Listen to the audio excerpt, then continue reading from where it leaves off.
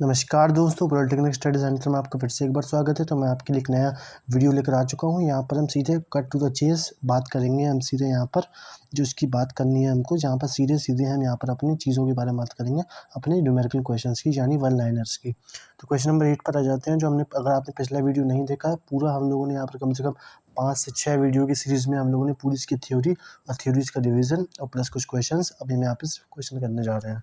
तो आप देख सकते हैं यहाँ पर क्वेश्चन नंबर 8 में हमसे क्या पूछ रहा है। क्वेश्चन नंबर 8 में पूछ रहा है name of the block in the metal and the metalloid of non metal inert gases represent as. यहाँ पर किस में ये सारी चीज़ें होती हैं, तो पी ब्लॉक के एलिमेंट्स में होती हैं। यहाँ पर हम इनर्ट गैसेस की बात करते हैं, मेटलॉइड्स की बात करते हैं, इसमें मेटल्स भी होते हैं, नॉन मेटल्स भी होते हैं। क्योंकि ये पी ब्लॉक क्या होता है बेसिकली, यहाँ पर हम एस ब्लॉक मतलब ये जो दो एलिमेंट, दो यहाँ पर ग्रुप्स आ जाते हैं, बीच में सारा ये माल, उसके बाद यहाँ पर कितने क्या हो जाता है, यहाँ पर हमारा एक हो जाता है और नीचे हम यहाँ पर किसकी बात करते हैं, एफ की, जिसमें दो लेंथनाइट्स और एक्टिनाइट सीरीज आती है। तो ये हमारा एस हो जाता है, ये पी होता है, ये डी होता है। यहाँ पर हमारे बहुत सारे आते हैं। यहाँ पर हम अपने सिलिकॉन को भी देख सकते हैं, यहाँ पर हम अपने मेटल्स को भी देख सकते हैं, और बहुत सारे चीज़ों की बात निकल कर आती है हमारे।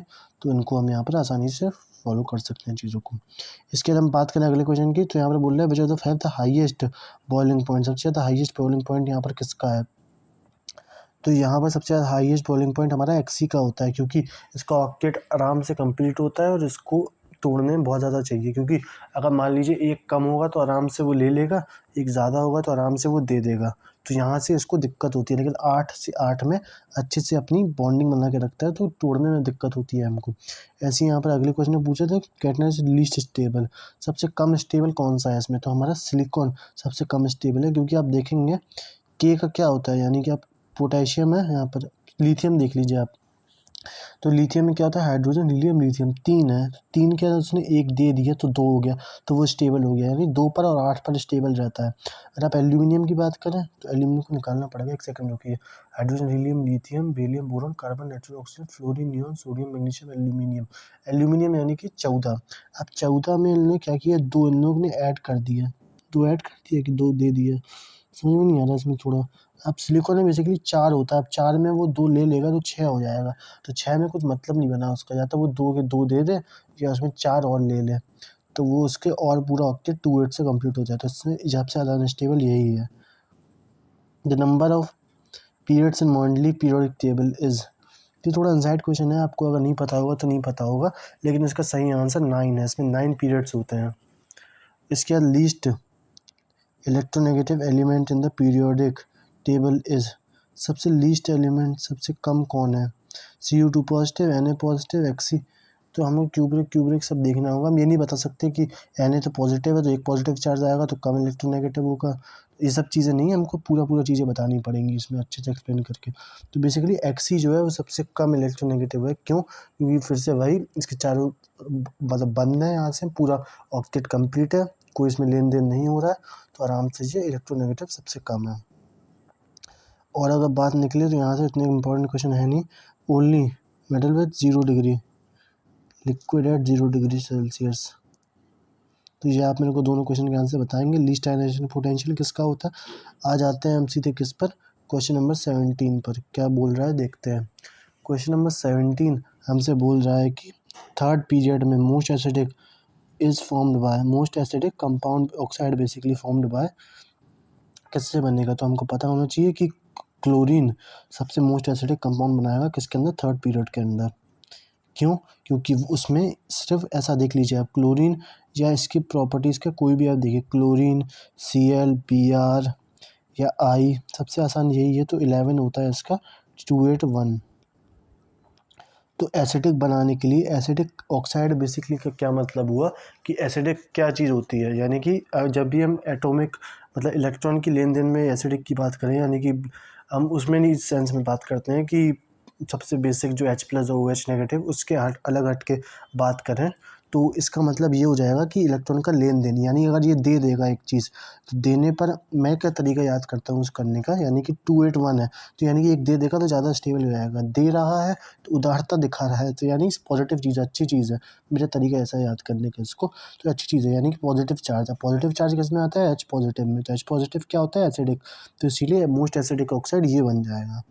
तो यहाँ से हम यहाँ पे चीज़ों को लेके चलेंगे। अब बाकी आप देखेंगे क्यों नहीं हो सकता, क्योंकि Na क्या है हमारा, सोडियम, यानी कि hydrogen, helium, lithium, beryllium, boron, carbon, nitrogen, oxygen, fluorine, neon, sodium, 9, 10, 11। अब यहाँ पर आगे बात आएगी तो वही बात पड़ रही है हमारी कि सबसे आसानी किस में हो रहा है उसी को हम लेंगे। तो यहाँ पर ये हो गया। अब ये कितना होता है 17, 2, 8 कितना हमारा 7। अब ये भी हमारा दिक्कत दे रहा है क्योंकि हमको यहाँ पर 7 to 7 से गेट रेट पाना पड़ेगा, तो वो ज़्यादा कठिन है ना। एक एक ले लेगा तो वो बेसिकली नेगेटिव में जाएगा, यानी कि कोई बेसिक बन जाएगा, बेसिक नेचर का, तो वो हमें चाहिए नहीं है। तो इसीलिए सोडियम ही हमारा करेक्ट आंसर हो जाएगा। तो ऐसे यहाँ पर अपनी थोड़ी कॉमन सेंस और अपनी नॉलेज जो हमारी है उसको हम अप्लाई करेंगे और अपना आंसर निकालेंगे आराम से। अब आ जाते हैं अगले पर। यहाँ पर क्या बात निकल कर आ रही है कि the element of the electronic configuration, यहाँ पर अच्छे से लिखा नहीं है लेकिन मैं पढ़ के बताता हूँ जो मेरे को समझ में आ रहा है। ये बेसिकली यहाँ पर बोल रहा है 3D5 4S। मैं देख लेता हूँ ये किताब में, आप होल्ड करिए एक सेकंड। यहाँ पे क्वेश्चन नंबर कौन सा है हमारे पास, क्वेश्चन नंबर 18। 3D5 4S1 ही है, वो 2 लग रहा था मेरे को। 3D5 4S1। अब यहाँ पर आगे क्या निकल कर आ रहा है, इससे पहले क्या है वो देख लो। अगर आपको वो चीज़ नहीं पता होगी तो थोड़ा कठिन हो जाएगा आपके लिए। तो स्टार्टिंग ऐसी होती है 1s2, 2s2, 2p6, 3s2, 3p6, 4s2, 3d10। उसके बाद 4s2 3d10 आता है, बेसिकली ये बताना चाह रहा था मैं आपको, 4s2 3d10। लेकिन इसको हम पहले लिख देते हैं, क्योंकि D बड़ा है तो बड़ा पहले आएगा, ठीक है। D में 5 ग्रुप होते हैं, इसीलिए ये एक मतलब तरीका होता है लिखने का, इसलिए आपको ये याद रखना पड़ेगा। और सब में यही लिखा जाता है तो आपको कोई दिक्कत नहीं होनी चाहिए इससे। ये क्वेश्चन नंबर 18 की क्या बात निकल कर आ रही है, हमसे पूछा था element which electronic configuration is, क्या होगा हमारा। तो हमको ये वाला जो एलिमेंट है उसको हम पता करेंगे, तो उसके बाद हम निकालेंगे। तो हमारे पास बेसिकली ये निकल कर आएगा ट्रांजिशन एलिमेंट। सिंपल सी बात है यार, तुम इसका नंबर देखो किस में लाई कर रहा है, ये बड़े वाले पीरियड में, यानी हमारी पी ग्रुप में लाई करेगा ये, तो जो कि पी ग्रुप को हम ट्रांजिशन एलिमेंट भी कहते हैं। उसके बाद क्वेश्चन नंबर 19 की बात करें तो 8 group of periodic table contains, group 8 में कितने होते हैं एलिमेंट्स। तो ये बहुत इजी से क्वेश्चन पूछ लिया है, इसमें पता नहीं क्या ज़रूरत है तुम लोगों को, वो सिंपली पता है 9 एलिमेंट्स होते हैं। चलिए आगे बढ़ते हैं। विच आर द फॉलोइंग है लार्जेस्ट आयनिक रेडियस, सबसे ज़्यादा आयनिक रेडियस किस में होगा, SR2+ में होगा। क्योंकि सिंपली सी बात है यार, देखो जब हम जानते हैं, क्योंकि सब हम थोड़े अर्ली आते हैं अपने कंपाउंड पीरियोडिक टेबल में, जल्दी आते हैं। अब ये SR काफ़ी बड़ा एलिमेंट है, यानी बाद में आता है, इसके बारे में हम सुना भी नहीं होगा आपने बहुत से लोगों ने। तो सिंपली सी बात है, जब बाद में आएगा यानी कि इसका एटॉमिक नंबर बड़ा होगा। अगर एटॉमिक नंबर बड़ा होगा तो इसके अंदर आने वाले इलेक्ट्रॉन्स ज़्यादा होंगे, और इलेक्ट्रॉन ज़्यादा होंगे तो इसका साइज़ बड़ा होगा। तो यहीं से इसका साइज़ पता चल जाएगा, आयनिक रेडियस भी बड़ा होगा। थोड़ा मतलब कॉमन सेंस है, मुझे भी नहीं पता था इसका आंसर, लेकिन मैंने ऐसे ही बता दिया आपको, और यही आंसर है इसका। यहाँ पर टेलक्स हेलिक्स वॉज गिवन बाय, अब ये जाने कहाँ से आ गया, ये वाला क्वेश्चन तो हम लोग किसमें भी नहीं है इसका, लेकिन आप याद रख लीजिएगा, ये डेचन कुचियस है, इन्होंने दिया था, लेकिन इसका कोई ज़रूरत नहीं है आपके में। चलिए, the element of the electronic configuration 28187 in the periodic table of what, 28187 किस में आएगा, ये हमको बताने हैं बेसिकली। क्वेश्चन नंबर 22 हमसे ये कह रहा है। अब ये किस में आएगा, अब देखिए आप, 2 8 18 और 7 ऐसे करके हम दोनों डिवाइड किया। अगर आप ऐसे देखें,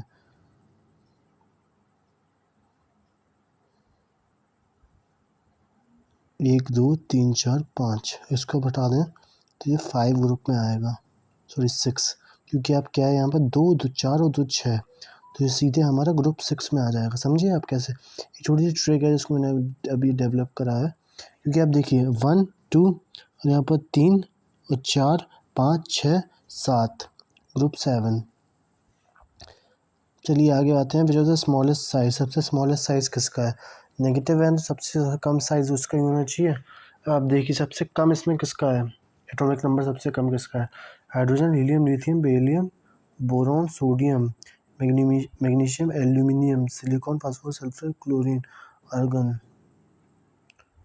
helium, lithium, beryllium, boron, carbon. अब कार्बन में भी 4 कम है, सबसे कम इसका ही होना चाहिए हमारे हिसाब से।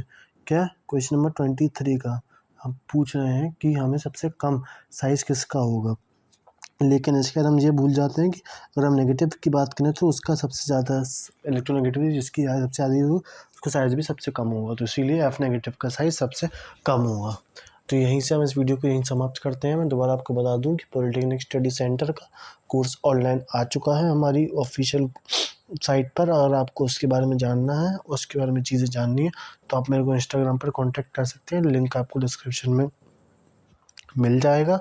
और अगर आप सीधे मेरे को कमेंट करना चाहें नीचे तो आप वो भी कर सकते हैं, मैं आपको वहाँ भी चीज़ें बता दूँगा, क्लियर करा दूँगा। धन्यवाद, मिलते हैं अगले वीडियो।